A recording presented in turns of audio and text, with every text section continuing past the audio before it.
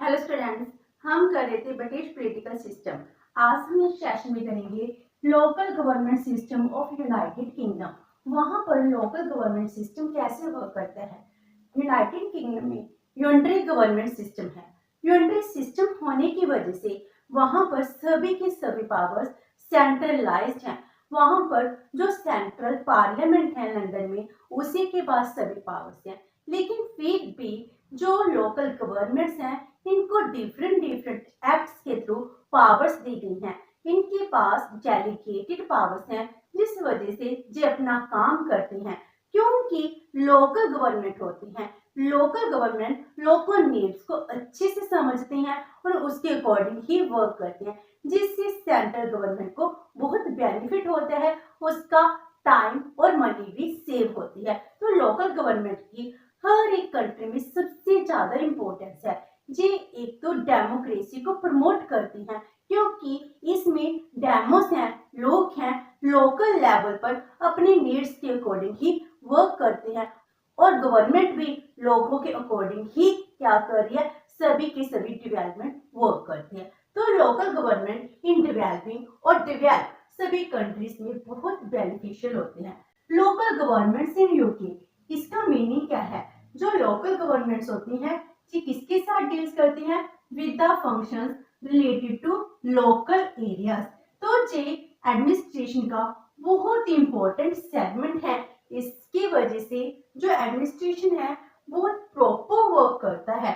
तो जो यूके है, यूके में जितने भी पार्ट्स हैं, वहां पर 4 पार्ट्स हैं, England, Scotland, Wales, North Ireland. तो इन सभी 4 पार्ट्स में डिस्टिंक्ट डिफरेंट सिस्टम है लोकल गवर्नमेंट का।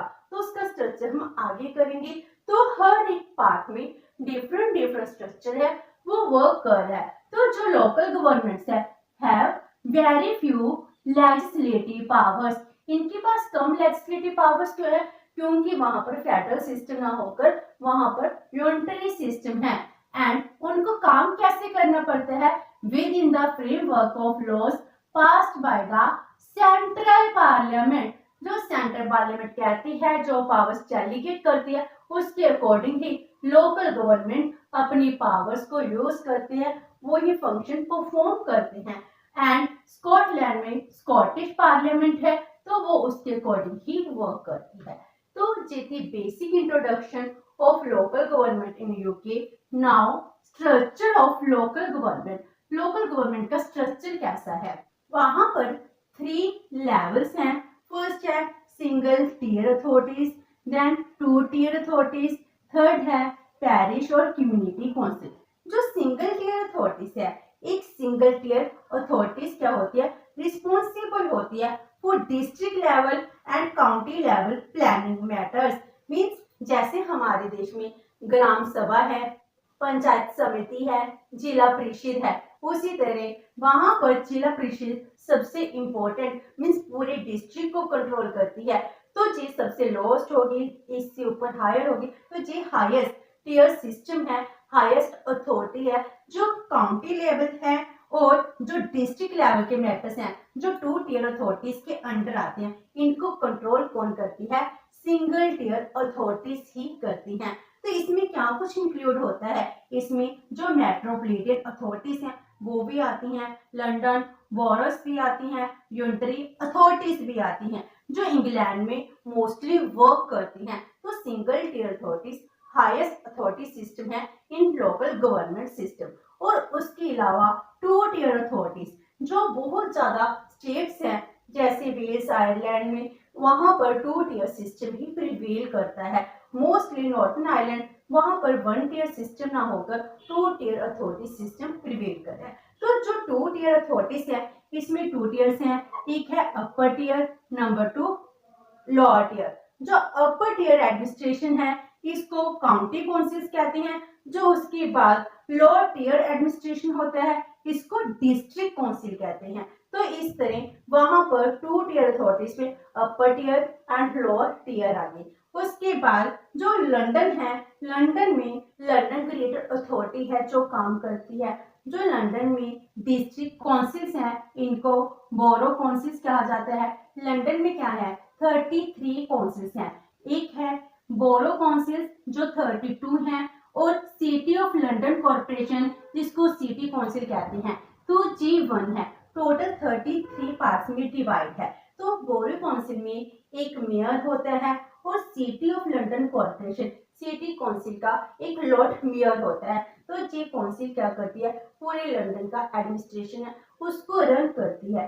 इसके पास बहुत सारी पावर्स हैं, ये अपने पावर्स को यूज करके पूरे एडमिनिस्ट्रेशन को रन करती हैं। तो जो एक बोरी है, एक बोरो में कितने में डिवाइड होती है, वार्ड्स में डिवाइड होती है। तो हर एक वार्ड में क्या होते हैं, 3 इलेक्टेड काउंसलर होते हैं जो सभी मिलकर काम करते हैं।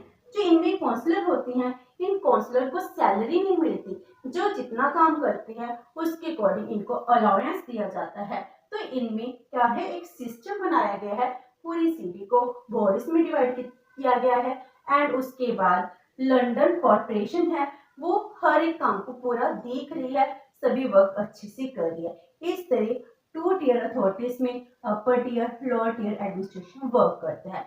उसके बाद आता है पेरिस और कम्युनिटी काउंसिल।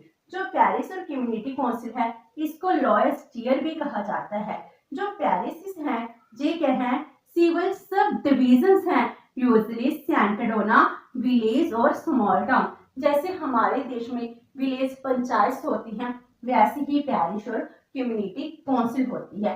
वेल्स में इनको कम्युनिटी काउंसिल कहा जाता है और इसके पास थोड़ी सी पावर्स हैं टू असेस प्रिसिप्ट्स, जिसको हम सरचार्ज कहते हैं, वहां पर प्रिसिप्ट्स कहते हैं, लेकिन वो भी बहुत लिमिटेड होती हैं। On the local rates large number of rights and duties इनको डिफाइन की गई हैं। तो इस तरह पेरिस और कम्युनिटी काउंसिल है जो अपना काम करती हैं। तो विलेज लेवल हो चाहे टाउन लेवल हो, हर एक लेवल पर लोकल एडमिनिस्ट्रेशन है वो काम कर रही है, लेकिन इनके पास सिर्फ डेलीगेटेड पावर्स ही होती हैं। तो इनको काम करने के लिए पावर्स डेलीगेटेड है। तो इनके पावर्स फंक्शंस हैं, वो कौन डिफाइन कर रहा है, वो सेंट्रल पार्लियामेंट डिफाइन करती है। स्कॉटलैंड में स्कॉटिश पार्लियामेंट डिफाइन करती है। तो इसके पावर एंड फंक्शंस क्या है, जैसे हमारी कंट्री में जो पावर्स फंक्शंस है, लाइक दिस लोकल लेवल के वहां पर कम्युनिटी सर्विसेज प्रोवाइड करने के सभी पावर्स हैं, फंक्शंस हैं। तो ये कौन से काम कर रही है, इन्वायरमेंट मैटर्स को प्रोटेक्शन के लिए काम करती है, अपने एरिया में एजुकेशन, प्राइमरी एजुकेशन प्रोवाइड कराना लोकल अथॉरिटीज के अंडर आता है। हाईवे, ट्रैफिक, सैनिटेशन, प्लानिंग करना स्टेट की, हाउसिंग के लिए, पार्क्स के लिए, रिक्रिएशनल फैसिलिटीज प्रोवाइड कराना, हॉस्पिटल्स, डिस्पेंसरीज, इस तरह जो कम्युनिटी काउंसिल, कम्युनिटी सर्विस हैं, जिस सभी काम करती हैं। तो ये अपने अपने काम के लिए क्या होती हैं, रिस्पॉन्सिबल होती हैं। इसके लिए सेंट्रल अथॉरिटी है, इनको कुछ फंड भी प्रोवाइड कराते हैं। तो इस तरह लोकल गवर्नमेंट है वो बहुत सारा काम करती हैं। एडमिनिस्ट्रेशन के जो रूट होता है, वो रूट का वर्क सभी का सभी इनके द्वारा ही किया जाता है।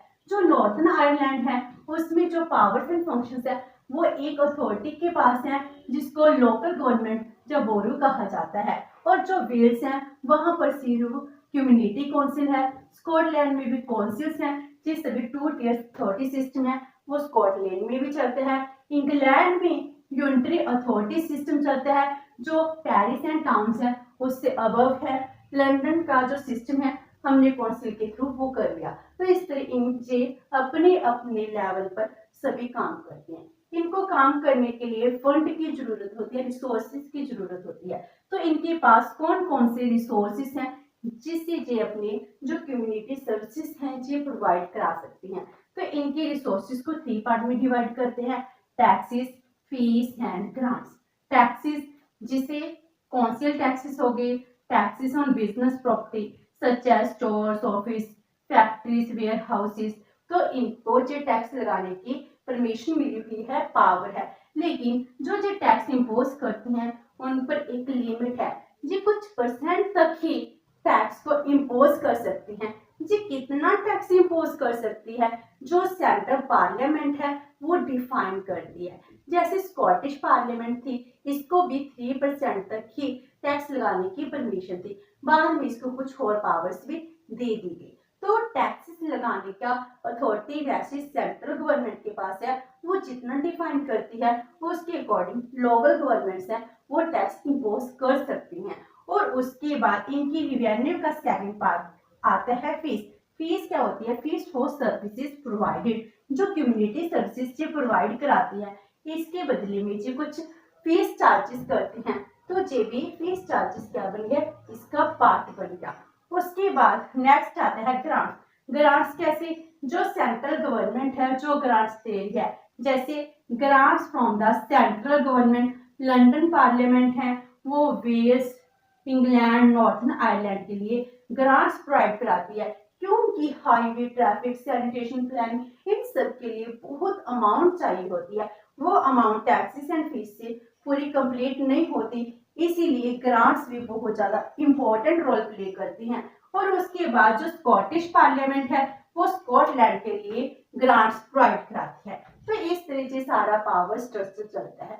वहां पर यूनिटरी गवर्नमेंट है, फिर भी उनको बहुत सारी पावर्स दी गई हैं। तो ये लोकल गवर्नमेंट एक्ट्स है जो टाइम टू टाइम पास किए गए हैं, उसके थ्रू ही इनको पावर्स मिली हैं। जैसे लंदन गवर्नमेंट एक्ट 1963 हो गया, लोकल गवर्नमेंट एक्ट 1972 हो गया, then local government Scotland act 1973 हो गया, लोकल गवर्नमेंट एक्ट 1985 हो गया, जिस पर टाइम टू टाइम इन्होंने क्या किया है, जो भी पावर्स हैं लोकल अथॉरिटीज को डेलीगेट की हैं। तो जिस वजह से लोकल गवर्नमेंट है बहुत अच्छे से वर्क कर सकती हैं। तो ये लोकल गवर्नमेंट का सिस्टम है, हर एक कंट्री में अपनी ही इम्पोर्टेंस रखता है, जिससे लोकल लोग हैं उनकी नीड्स हैं वो फुलफिल हो पाती हैं। विद दिस हमारा ब्रिटिश पॉलिटिकल सिस्टम है ये कंप्लीट होता है। होप सो कि आपको ये सेशन अच्छा लगा होगा। अगर आपकी कोई क्वेरी है तो post it in the comment box, and video अच्छी लगी तो please like and share with your friends. Thank you so much and have a nice day.